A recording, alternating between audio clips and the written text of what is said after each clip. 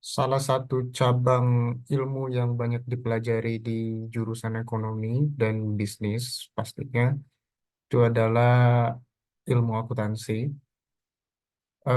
Di video ini kita coba memberikan penjelasan general dulu, tapi playlist yang saya buat ini khusus di eh, ekon eh, akuntansi keuangan. Jadi mungkin teman-teman yang ingin belajar untuk akuntansi manajemen bisa di channel YouTube yang lain. Dan setelah membuat playlist tentang akuntansi finansial, saya akan coba juga membuat video tentang akuntansi manajemen. Kita bisa memiliki banyak pandangan tentang apa itu akuntansi, tapi kalau kita Google pengertiannya atau di chat GPT kan menggunakan teknologi AI tentunya, dia mempunyai pandangan yang sangat eksplisit tentang akuntansi, terutama tentang akuntansi keuangan. Eh, Akuntansi yang dijelaskan dalam AI ini sangat general pengertiannya, termasuk proses mencatat, mengukur, melaporkan informasi keuangan secara keseluruhan. Jadi biasanya akuntansi itu dibuat per period.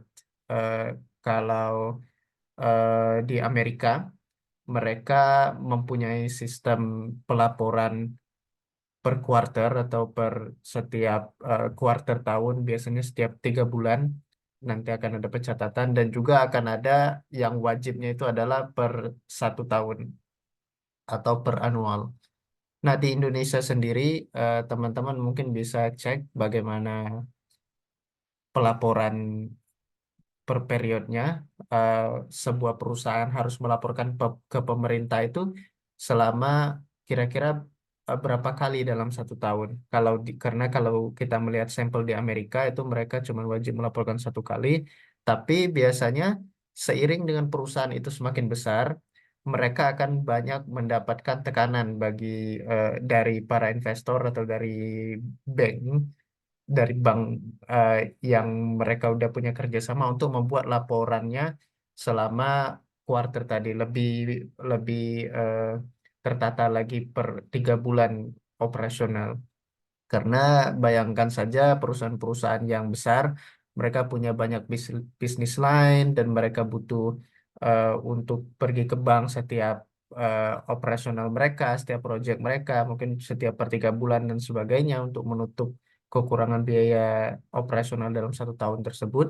Jadi karena bank memikirkan eh, untuk lebih amannya, mereka lending money ini atau mereka meminjamkan uang ini, jadi mereka lebih menekankan perusahaan tersebut untuk membuat laporan ke publik atau laporan yang mereka laporkan ke perpajakan itu setiap kuartal. Jadi periodik laporan ini sangat penting nanti teman-teman seiring berjalannya eh, kita belajar tentang akuntansi ini, kita akan semakin tahu sebenarnya akuntansi itu kenapa mereka dibuat sedemikian rupa, kenapa harus 1 tahun, karena salah satunya adalah budgeting dan sebagainya. Nanti digunakan juga eh, ketika teman-teman belajar lebih lanjut tentang corporate finance atau yang ingin jadi bankir, yang ingin kerja di investasi, yang ingin kerja di financial analyst. eh, dan kenapa dia dibuat per kuarter juga salah satunya ketika teman-teman belajar tentang asuransi dan lain-lainnya. Semuanya menjadi penting karena kalau kita lihat dalam 1 tahun itu persebaran tentu tidak rata ya. Salah satunya ada persebaran musim, seperti kalau bisnis itu bisnis es krim contohnya. Bisnis es krim itu di Amerika kan ada 4 musim. Tentu kalau kita lihat persebaran musim dalam 4 musim itu, kalau dia di musim salju, musim dingin misalkan, tentu penjualan es krim itu akan drop. Tapi ketika dia di musim panas, penjualannya akan naik karena di musim panas orang-orang cenderung lebih membeli es krim. Kalau musim dingin, mereka tidak membeli komoditi itu. Nah, banyak sekali komoditi-komoditi per musim juga, tetapi bukan hanya seperti itu juga, bukan hanya per musim juga yang dipikirkan oleh financial analyst saat dia ingin membeli saham atau saat ia ingin memberikan kontrak. Tapi ada hal-hal lain juga, salah satunya adalah kondisi ekonomi. Ada beberapa negara yang bagus di kondisi ekonomi kuartal satunya, kuartal duanya, tapi anjlok di kuartal tiganya. Jadi dalam satu tahun itu ada banyak sekali hal yang terjadi. Karena itulah salah satunya walaupun perusahaan itu wajib melaporkan per tahun, ingat satu periode per annual itu per tahun maksudnya, di mana bisnis wajib melaporkan di Amerika tentunya. Tetapi eh, tadi semakin besar perusahaan, tergantung dengan tipe perusahaan, akan banyak sekali tekanan di mana mereka itu harus melaporkan per periodik dan sebagainya. Jadi ini adalah kewajiban kita sebagai seorang akuntansi, seorang yang bergelut di bidang akuntansi, maksudnya atau seorang akuntan untuk benar-benar mempelajari dari dasar fundamentalnya dan kita harus mengerti ini. Nah, ketika kita menggunakan kayak AI yang saya jelaskan tadi, pengertiannya akan sangat general. Karena pengertian sangat general, kita di kurs ini di YouTube yang saya terangkan ini, kita juga harus menggunakan pengertian dari textbook atau dari buku ya. Eh, Salah satu yang saya suka dari pengertian dari buku itu dia sangat praktikal. Teman-teman bisa lihat ini salah satu contohnya ini eh, aktivitas-aktivitas akuntansi salah satunya yaitu mengukur aktivitas bisnis, memproses informasi menjadi sebuah laporan tadi informasi bisnis tadi yang per kuartal. Jadi apa yang bisnis itu beli itu kita catat, apa yang bisnis itu dapatkan keuntungan bisnis itu kita juga catat, terus gaji-gaji dan sebagainya itu salah satu fundamentalnya. Jadi seluruh informasi, seluruh aktivitas bisnis itu kita ukur, seluruh informasi yang ada di bisnis itu juga eh, lebih ke informasi finansial sebenarnya. Tapi di banyak hal semakin teman-teman belajar tentang akuntan nanti, semakin semakin banyak pengalaman menjadi seorang akuntan, apalagi ketika teman-teman sudah menjadi di posisi senior, seluruh akuntansi itu menjadi penting. Makanya di textbook itu atau di buku yang saya gunakan di sini yang teman-teman bisa beli juga, deskripsinya ada di video, ada di kolom deskripsi maksudnya untuk textbooknya. Dia benar-benar membuat pengertian itu secara tertuju tentang eh, pengertian dasar akuntansi ini dibandingkan membuatnya secara general ya. Jadi sangat praktikal untuk orang yang terutama eh, bergelut di dunia bisnis dan juga mengkomunikasikan hasil kepada para pengambil keputusan tadi. Akuntansi itu di level apapun, mau dia di level yang paling junior, misal dia baru bekerja sebagai akuntansi, baik itu sebagai auditor atau sebagai akuntan, bookkeeper dan sebagainya, atau dia di posisi yang sangat senior sehingga dia bisa berkomunikasi langsung maksudnya secara lisan. Tapi kok akuntansi itu sering dikatakan dalam Inggrisnya itu adalah the language of business atau bahasa bisnis itu adalah akuntansi. Jadi untuk mengerti situasi finansial bisnis sekarang, bagaimana cara memvalue company, membahasakan bahwasanya perusahaan kita ini profit loh, perusahaan kita ini lagi kesusahan loh, kita juga mengkomunikasikan ke bank, itu lewat laporan-laporan itu. Jadi bank nanti akan meminta laporan kita itu dan mereka akan melihat, oh iya ternyata perusahaan kamu bisa eh, mengambil pinjaman di sini misalnya ketika dia melihat informasi-informasi itu daripada kita berbicara tentang bisnis secara general ya, maksudnya ngomong secara general karena di dalam bank itu ketika mereka biasanya cara bisnis minjam ke bank itu adalah nanti mereka akan mengadakan kontrak, jadi kita boleh minjam dalam banyak bentuk ya, tapi bentuk yang paling umum itu adalah nanti akan ada kontrak di mana kita punya limit meminjam untuk operasional, tapi juga akan ada banyak servis lainnya yang akan Bank lakukan. Salah satunya dia juga ikut memonitor nanti menjadi third party atau pihak ketiga yang membantu memberikan masukan kepada bisnis dan sebagainya, termasuk juga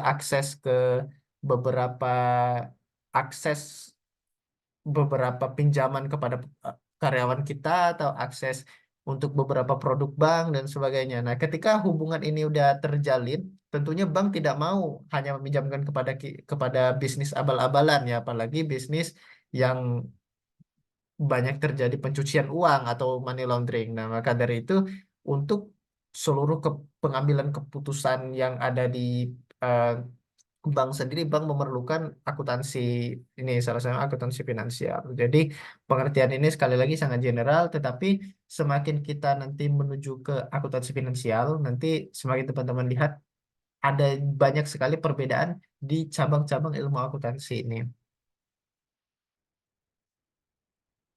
Dan ini adalah pathway akuntansi yang mungkin sering kali ditampilkan juga di kelas-kelas, bahwasanya akuntansi itu sebenarnya nggak boring loh, tapi emang proses belajarnya mungkin yang sedikit mengalami transisi akhir-akhir ini, terutama di Indonesia sendiri kan eh, akuntansi dianggap sangat kuantitatif, sangat ilmu yang seperti sains ya, yang sebenarnya sains juga tidak terlalu susah apabila benar-benar kita passion, tapi kembali lagi tadi karena akuntansi ini dianggap salah satu ilmu yang kuantitatif eh, eh, dan juga mungkin banyak orang berpikir sangat susah belajar akuntansi. Tapi sebenarnya ketika semakin kita memikirkan tentang kegunaan ilmu akuntansi ini, semakin kita termotivasi untuk belajarnya. Jadi di sini ada gambar di mana persepsi orang, jadi akuntan itu benar-benar detail. Mungkin teman-teman lihat orang menyusun puzzle ya, seperti menyusun puzzle di sini. Ada bebatuan di mana dia eh, yang hitam dibedakan, yang putih dibedakan.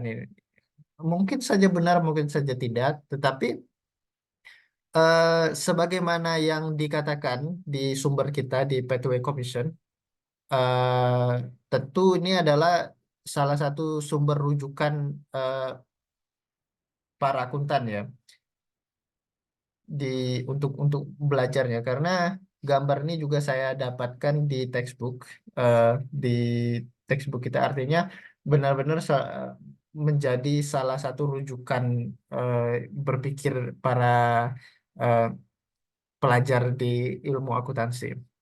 Nah, akuntansi itu dimulai dari sini, dimulai dari sebuah aktivitas ekonomi atau ekonomi activity. Jadi teman-teman kalau lihat buku kita dalam bahasa Inggris, nanti slide-slide ini saya juga akan jelaskan dalam bahasa Indonesianya karena saya tidak menggunakan textbook berbahasa Indonesia, lebih menggunakan ke bahasa Inggris karena reformasi pendidikan di Indonesia juga teman-teman, mahasiswa mahasiswa juga mulai sekarang belajar dalam bahasa Inggris. Jadi lebih praktikal ketika kita melihat gambar-gambar bahasa Inggris juga. Dimulai dari aktivitas ekonomi. Jadi aktivitas ekonomi yang dimaksud itu bisa jadi aktivitas ekonomi yang besar seperti eh, perusahaan-perusahaan menengah di kota kecil dan sebagainya, ataupun yang bahkan yang kecil sekalipun, shopping sebuah shopping shop, sebuah shopping toko shopping lah, apa segala macam, saya juga nggak tahu ya eh, maksudnya seperti apa, seperti UMKM dan sebagainya. Mereka membutuhkan eh, mereka adalah sebuah eh, entitas ekonomi. Mereka melakukan ekonomi aktivitas. Nah, ekonomi aktivitas yang mereka buatkan ini, ketika mereka mau next level, seperti ketika ada orang yang bisnisnya pertama kecil, tapi dia pengen upgrade bisnisnya, mereka pasti perlu akses ke bank.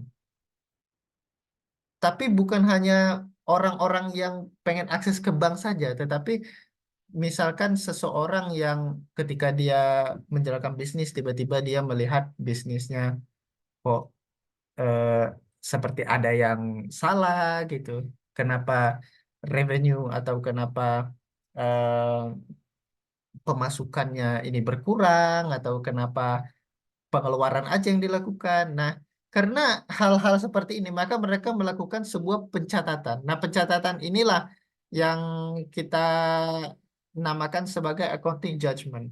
Jadi, secara tidak langsung sebenarnya orang-orang itu sudah mempraktikkan akuntansi atau mempraktikkan accounting. Tetapi yang menjadi masalah praktikal seperti ini kan eh, tidak ada standarnya.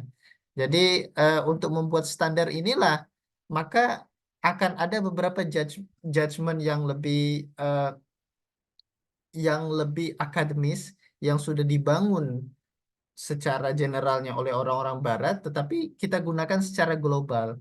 Nah, apalagi pihak yang ingin meminjamkan uang ke bank, maka mereka dituntut untuk menyiapkan laporan finansial yang lebih spesifik lagi. Kadang sesuai juga dengan tipe-tipe bisnisnya. Misalnya kata tadi, kalau bisnisnya seperti bisnis yang sangat umum di masyarakat, mungkin sangat berbeda dengan bisnis yang sangat-sangat diregulasi. Contohnya yang berada di eh, Papua atau yang berada di eh, Indonesia Timur atau kawasan-kawasan tambang yang yang rata-rata eh, sangat diregulasi oleh pemerintah ketika kita atau ketika teman-teman ingin membuka bisnis di wilayah-wilayah tertentu atau di kawasan atau di sektor-sektor tertentu yang sangat-sangat diregulasi seperti tambang tadi, maka jenis atau tingkatan kita untuk mengambil keputusan itu akan sangat lebih berbeda, jauh berbeda dengan yang tadi, yang hanya punya toko tadi. Tapi semuanya sama. Kalau teman-teman lihat dimulai dari sini, dimulai dari aktivitas ekonomi, nanti akan ada eh, naruh kita berpikir kenapa gini-gini. Karena namanya bisnis aktivitas kan setiap hari. Uang itu mengalir setiap hari. Jadi setiap aktivitas, bukan tiap hari lagi, setiap aktivitas kita itu ada pemasukan, ada pengeluaran ya. Dan sebagai ada juga kontrak, ada juga di mana kita investasi. Nah, karena hal tersebut terjadi bergulir, akan ada namanya accounting judgment, di mana ketika kritikal kita ini berpikir, di sana itulah akan terjadi banyak sekali, eh, tapi kita belum berada di tahap pengambilan keputusan dulu. Kita akan berada di judgmental dulu. Kenapa gini? Nah, ketika ada judgmental seperti itulah, maka kita akan mulai menginput data atau kita mulai mencari data. Jadi kita mulai mencari data apa sih yang salah di bisnis saya misalnya kalau memang seperti itu. Tapi biasanya akuntansi yang kita pakai itu adalah men-tracking itu. Jadi di bisnis-bisnis besar itu akuntansi itu setiap hari mereka di mereka itu sibuk mm, mencari data di line bisnis ini, mereka ambil datanya dan mereka catat semuanya dan itu menjadi sebuah informasi.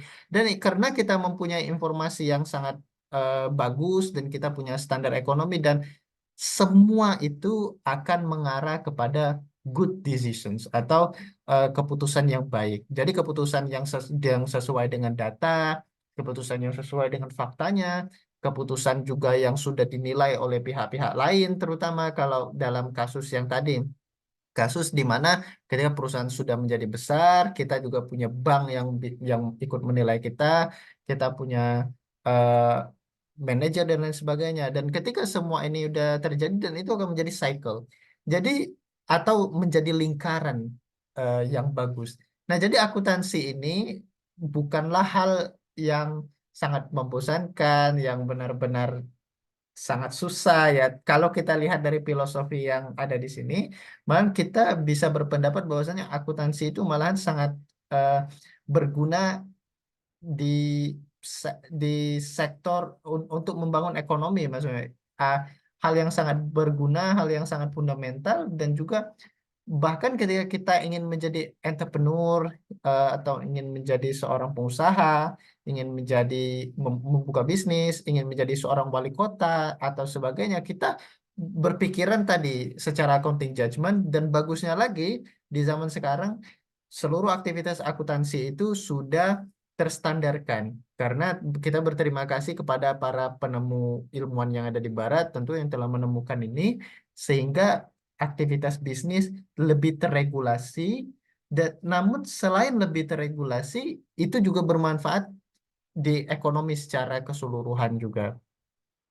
Nah, ada ada dua bidang ekonomi atau dua house of dua house of accounting, maksudnya saya mohon maaf tadi bukan ekonomi, tapi ada dua cabang akuntansi yang yang biasanya dipelajari di textbook ini juga disebutkan dua, tetapi tadi semakin teman-teman belajar kan semakin banyak sekali bidang akuntansi itu, tapi di textbook ini dijelaskan ada dua ya. Itu adalah managerial dan financial. Apa aja perbedaannya? Managerial ekonomi ini adalah managerial akuntansi ini adalah jenis ilmu akuntansi yang tidak diregulasi.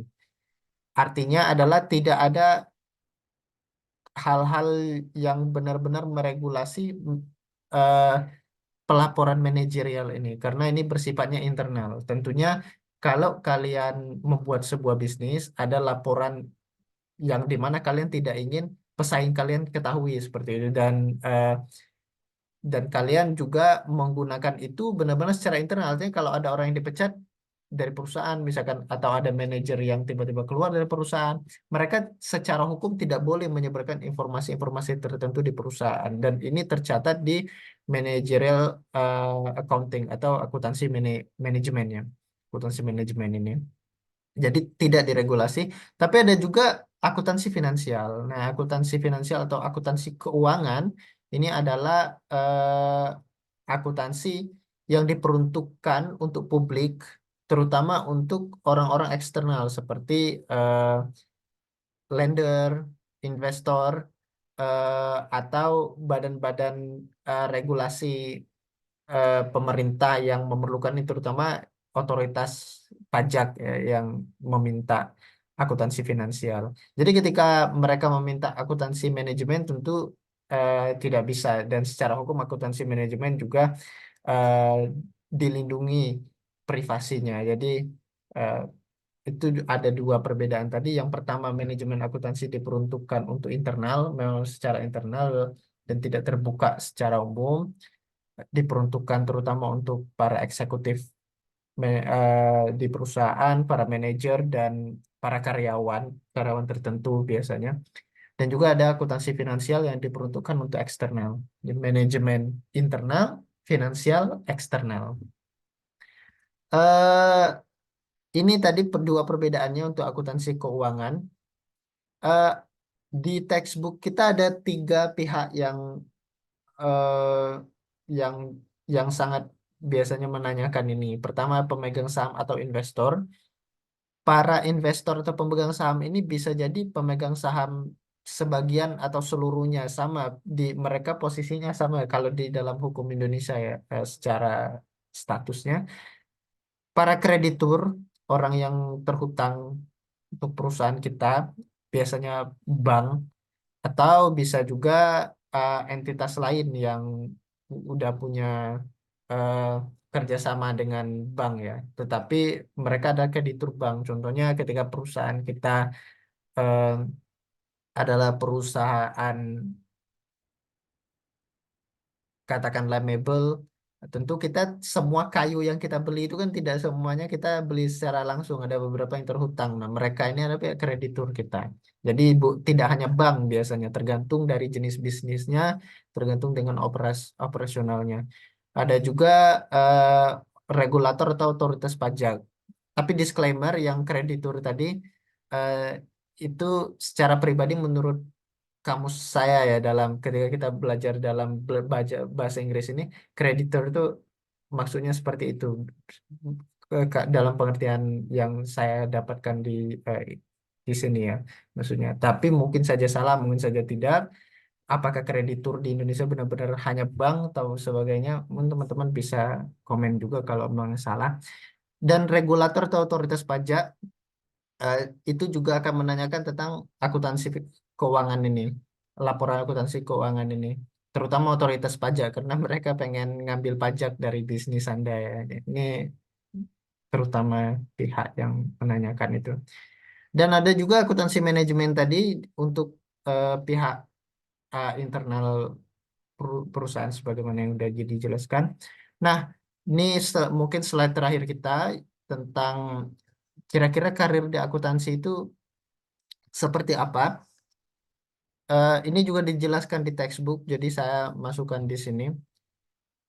Eh, Gaji rata-rata untuk akuntan itu mungkin tergantung dari levelnya dan tergantung dari sertifikasinya dan perusahaannya. Tapi rata-rata kan orang tentu melihat gaji ini dari Big Four-nya akuntan. Jadi ini ada 4 Big Four. Teman-teman biasanya harus hafal, pasti hafal nama-nama ini. Ada Deloitte, ada PricewaterhouseCoopers, ada EY, Ernst Young, ada KPMG. Nah, ini mereka juga punya range gaji untuk fresh graduate ya.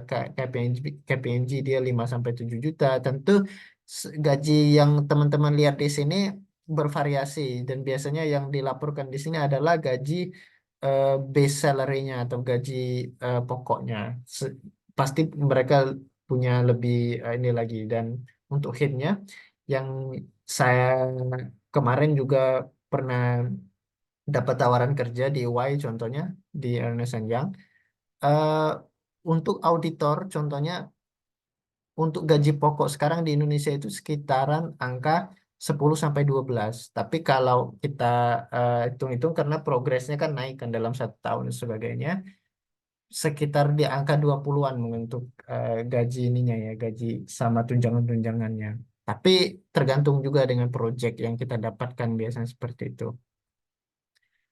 Dan ini sertifikasi yang saya sebutkan tadi karena karir ini adalah karena karir di akuntan ini adalah karir yang sangat eh, terregulasi tentunya dan perusahaan juga tidak mau sembarangan eh, mengambil orang yang walaupun dia punya degree atau punya gelar di akuntansi, tapi biasanya mereka juga akan meminta kalian untuk mengambil sertifikasi. Dan ada 3 sertifikasi ini. Kalian bisa saja mengambilnya sebelum kalian memulai karir itu, dan itu yang lebih bagus karena memang perusahaan ketika kalian udah punya sertifikasi itu, perusahaan akan berpikir, oh dia udah punya sertifikasi itu, jadi dia akan kalian bisa dapat kesempatan lebih besar untuk bekerja di perusahaan itu. Atau kalian bisa mengambilnya ketika kalian mungkin sudah keterima kerja di sana dan perusahaan nanti akan meminta. Tapi kalau kalian bekerja di Big Four, rata-rata mereka akan meminta sertifikasi ini.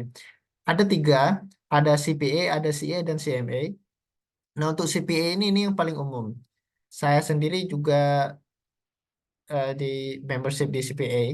Jadi lebih ke audit perpajakan untuk pelaporan keuangan. Tadi ini sangat umum ya untuk CPA ini dan negara asalnya Amerika Serikat. Dan CPA ini juga sertifikasi yang digunakan di beberapa aktivitas finance juga. Jadi tidak hanya akuntansi sebenarnya. Ada juga CA.